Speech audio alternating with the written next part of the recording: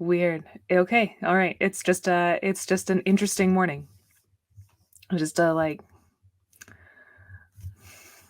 just a fun morning. You didn't hear me, but I was saying I was a bit late popping on because my camera on my computer wasn't working. Except it was working, but it wasn't working with StreamYard, which I've been experimenting with using to do these lives. And Yeah, so first the camera and then the sound, which was working on my end, but not going through to Facebook, and now Anne's computer is doing it.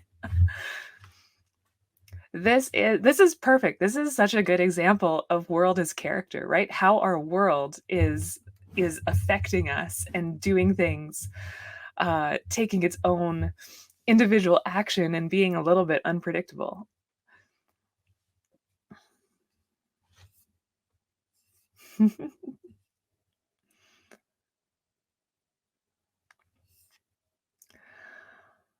Oh, I guess I could do them in a Facebook room. That's like extra. And I like that they show up here, so normally it's been just fine, but for whatever reason, it is today, and that is, maybe we're getting all the kinks out of today, and that's gonna be perfect. Okay.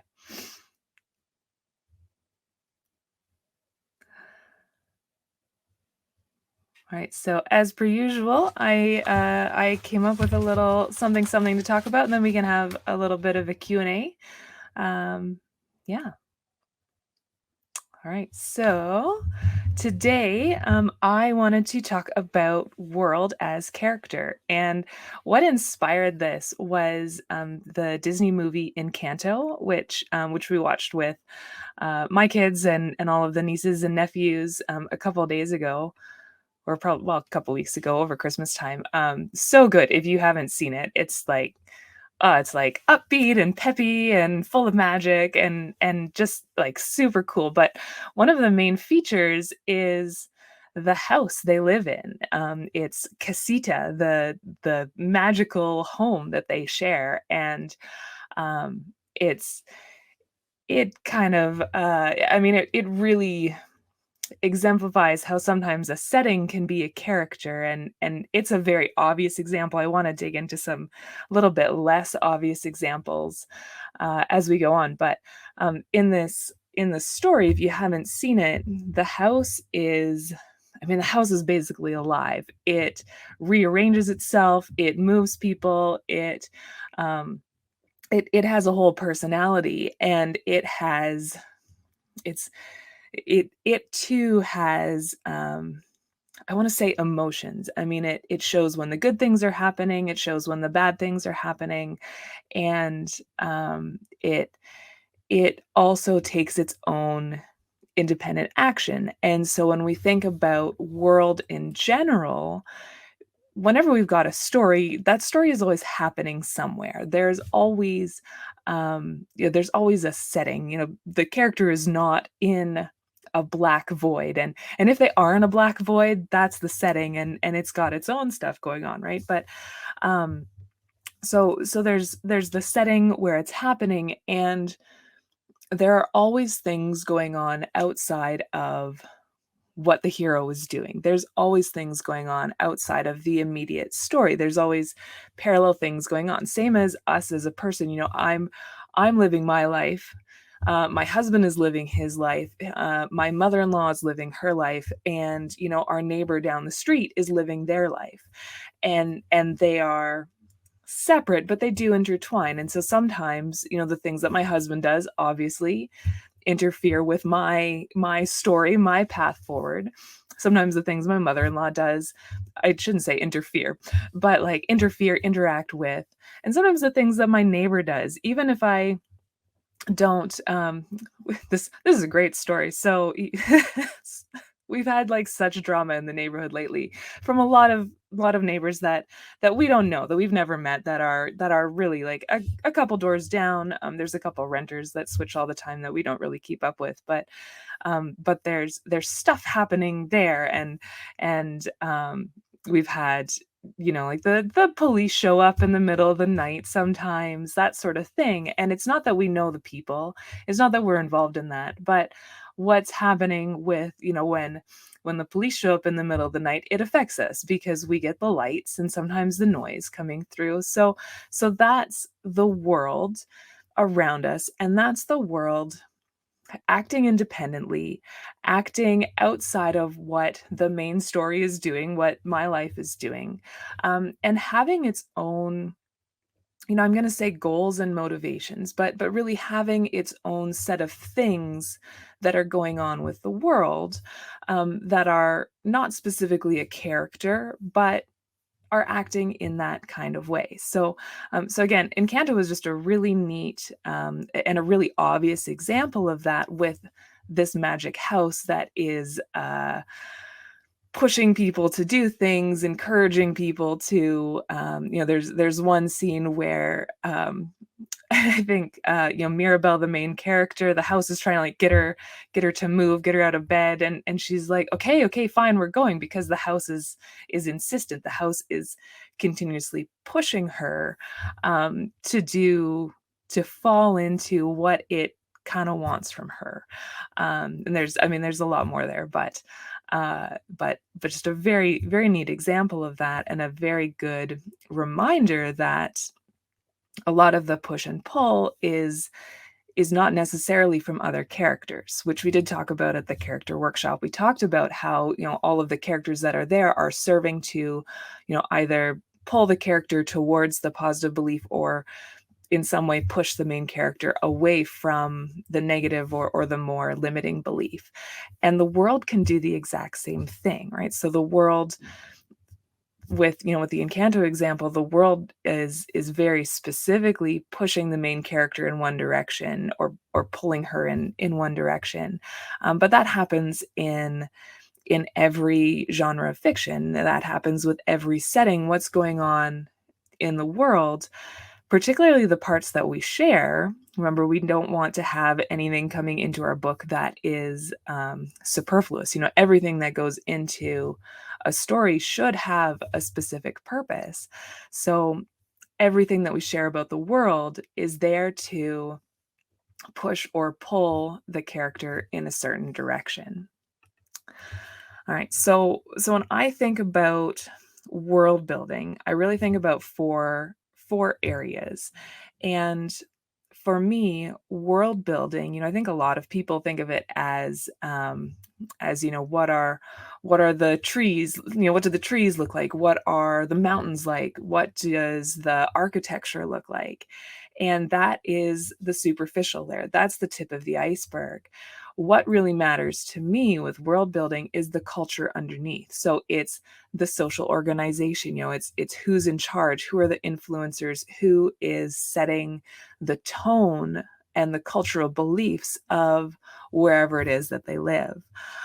It is the belief systems that the culture has. It's, what really gives meaning to actions. It's the mythology and the religion. It's the ethics, like what is good and bad.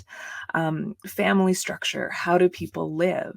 How do people reproduce? How do people pair off? How do people, uh, what are the rituals around living and dying? Resources, what is readily available, what is there for them, what is it that they need? So what's readily available, what is not readily available and therefore more valuable? Things like tech, things like, tech or magic systems, or any of that stuff that they use in their life. But also basic needs, food, water, shelter. How is that stuff taken care of? The economics, how do goods and services function? The expression of beauty. So what is it that people desire? What is it that people enjoy? What is it that people do for fun? What are different status symbols? And then we've got history, wars, origin stories, what has really shaped these people. And then of course you have the geography. We have the topography. What does it physically look like? We have the architecture. We have everything that we tend to latch onto because it's the stuff that we can see. But that really comes after after all of the cultural after all of the cultural pieces are figured out, because the way that architecture looks depends on their definition of beauty, which depends on a number of factors, but really what it is that they value as a culture. So for me, world building really means culture, and culture is all about people. It's all about how it's all about the backstory of the world. It's all about the human emotions that the collective emotions that have shaped the society that they're living in, and that builds that physical that physical piece. So let's go through some examples. And big surprise, we're looking at the Hunger Games today. Just quickly, because the Hunger Games is so much built on the culture of the world, so much built on the culture of the capital, this culture of vast class differences, the culture of of the opulence in the capital, and the and I mean just the culture surrounding the Hunger Games event, the whole contest between young people trying to fighting to survive.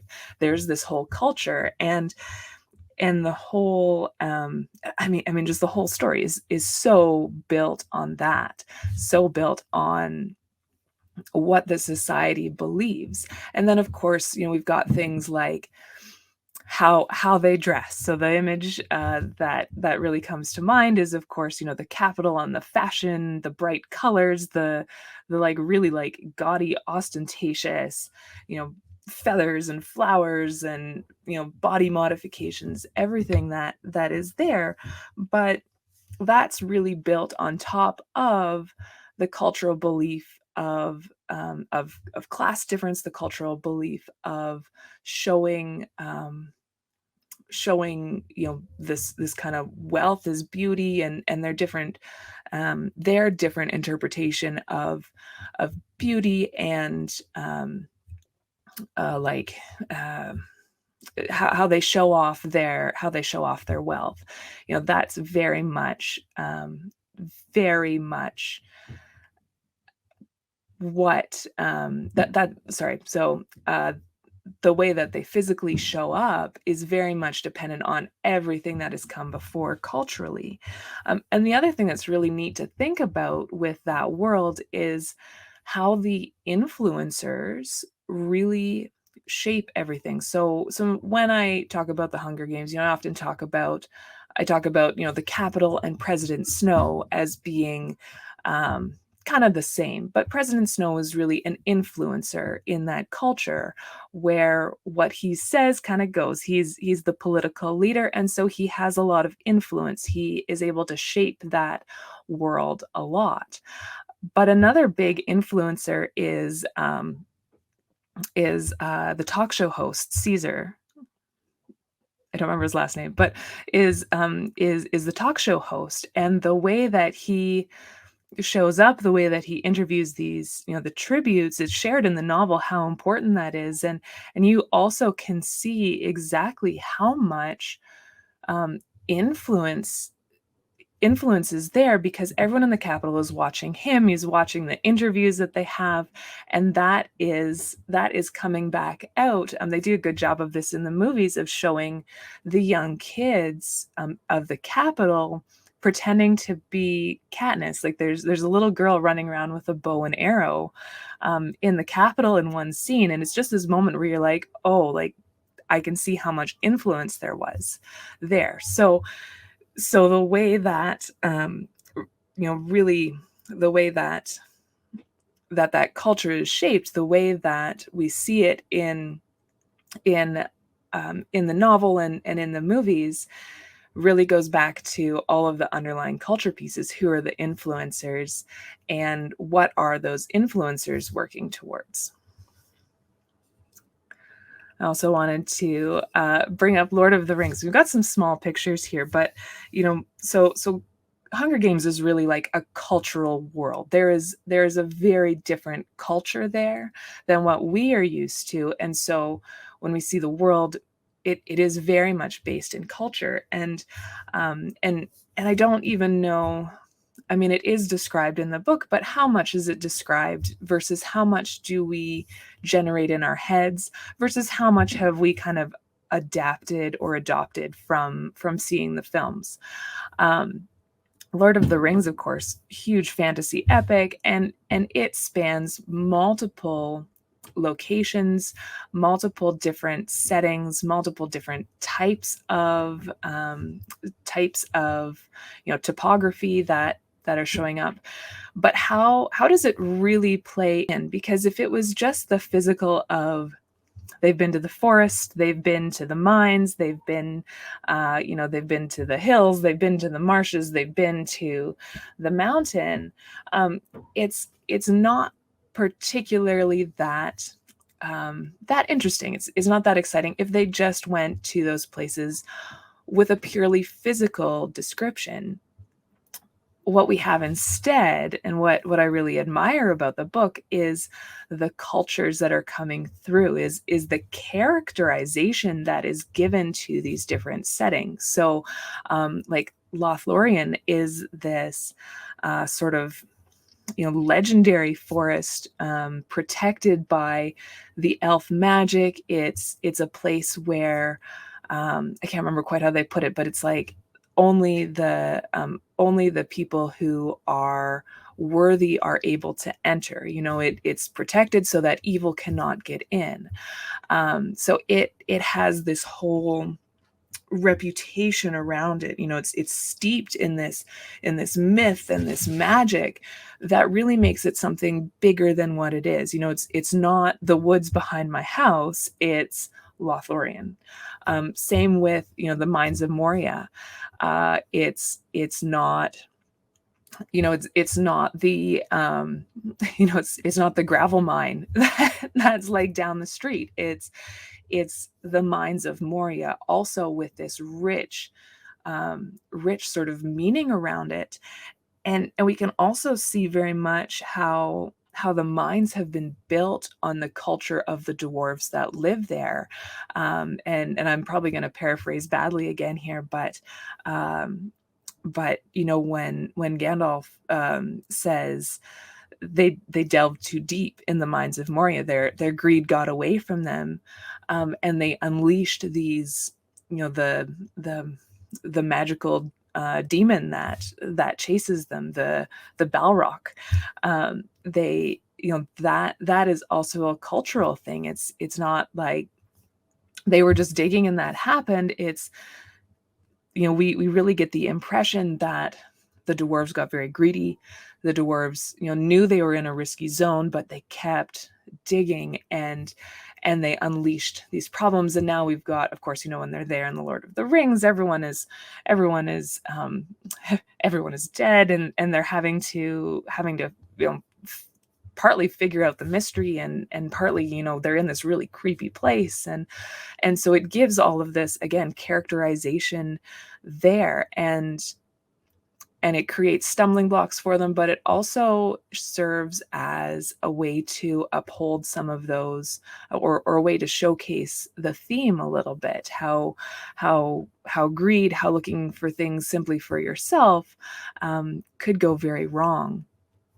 And the other piece that I thought of with Lord of the Rings, what always comes to mind for me when I think of it is Emyn Muil, the after Frodo and Sam leave the rest of the Fellowship, and they end up lost in the rocks for a very long time, and it's never quite clear, but it you get the feeling that they're sort of magically lost. They've been going in circles for hours, and are unclear of the path forward. And so it becomes um, partly partly showcasing what's going on in their own minds, but also sort of is this world working against them. It's this character antagonizing them, which is the world, which is the rock formation itself. And so we're really looking at, again, that world as character, how that world is showing up and adding meaning, adding some push pull towards different themes, and in some ways antagonizing or helping the main character. So that's all well and good, but what about, these are fantasy stories, these are, dystopian stories. What about something that's built a little bit more contemporary? One of my other favorites is The Proposal with Ryan Reynolds and Sandra Bullock, and in it, of course, we've got a high power editor at a publishing house in New York, has to fake an engagement with her assistant, Ryan Reynolds, who is actually from the small town in Alaska. And so most of the story happens in Alaska. Um, just the way the story works out, but the real setting here is this small town. And I think when we look at contemporary worlds, we don't think about the world building so much, because the world building is sort of done for us. We know what it looks like. We know how things work. We know what the tech is. We know how a cell phone works. We know the underlying pieces of how a cell phone works. We know how the sort of stereotypical relationship works, the stereotypical family works. We have all of these. We have so much understanding of the world that we live in. It just comes so naturally to us. And so really a lot of the pieces of the world are predefined. But what gets challenging with a contemporary piece is knowing what to share and knowing which pieces are important. Because when you read a contemporary story or watch a contemporary story, you are not bombarded with every piece of information. The author expects you to have an understanding of the world that you live in, and what gets shared is the important information. And really, we're looking at how the story could only happen one way. So when the characters in The Proposal end up in small town Alaska, the culture there, the situation there makes it so that that story, again, can really only happen in one way. It would not be the same if it was, if they had to go to Los Angeles instead of Sitka. It's very different, just because of the culture that exists, the world that exists there. And so partly we need to really understand our choices. I think even more so than we understand them in fantasy and science fiction. When we have a contemporary piece, we really need to understand why we're making certain choices and how they add to the story. And then also understanding which pieces it is that we want to be sharing, so that what is in the world is adding to the story. It's adding to the main character's journey, adding to their belief shift. Right? We still need to consider all of the pieces, like social organization, who's in charge. And that might be, in this story, it's sort of on a family level. We've got the dad who's opposed to this. Turns out the dad also runs most of the town. So that, double level of who's in charge. We need to think about, the belief system, what gives meaning to the actions, what are the ethics, and of course there is a big sort of ethical dilemma here, because they're faking something to his whole family. We look at family structure. How do people live? And so we get to see that with the other characters in the novel. We get to see sort of an ideal that's coming out. And then we also get to see where it is that the main characters are sort of stuck or struggling, where they're experiencing their limiting belief and they're going to need to shift. So that is the whole idea that I really wanted to share with you today, was just understanding that the world is a character, and world is really built on culture.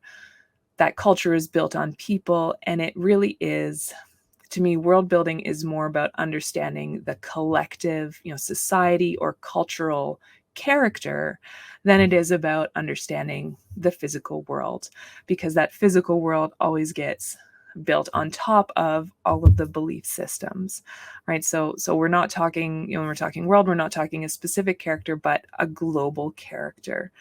Um, culture, then physical, and then we add geography sort of somewhere in there, because it's always going to have this feedback effect where the physical is also feeding back on the culture of the people that live there. Right. So I hope that this has maybe helped you think about world building just a little bit differently, maybe giving you some ideas of things to look at in your own worlds as you are creating them.